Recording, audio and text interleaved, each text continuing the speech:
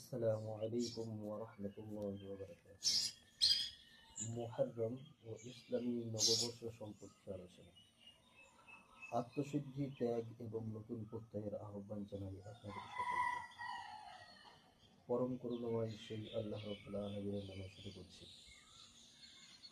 বিশ্ব মুসলিম উম্মাহর সংস্কৃতিতে ও মুসলমানদের জীবনে হিজরি সনের গুরুত্ব অপরিসীম।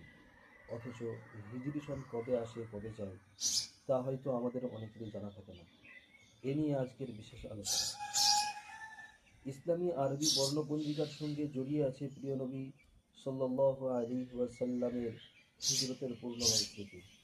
তাই যুগ যুগ ধরে মুসলমানদের কাছে হিজরি সাল অনেক গুরুত্ব বহন করে আসছে। আল্লাহ তাআলার অপার রহমতে আমরা 1448 হিজরি বর্ষে প্রবেশ করার তৌফিক দান করেছেন। আমরা প্রবেশ করতে চলেছি ইনশাআল্লাহ। নতুন বছর মানেই নতুন স্বপ্ন, নতুন পরিকল্পনা এবং নতুন প্রত্যাশা।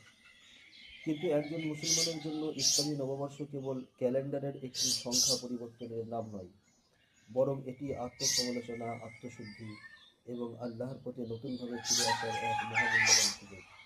হিজরি সনের প্রথম মাসে মুহররম আমাদের সামনে নিয়ে আসে হিজরতের শিক্ষা, আশুরার ফজিলত এবং কারবালার অবিস্মরণীয় ত্যাগের ইতিহাস।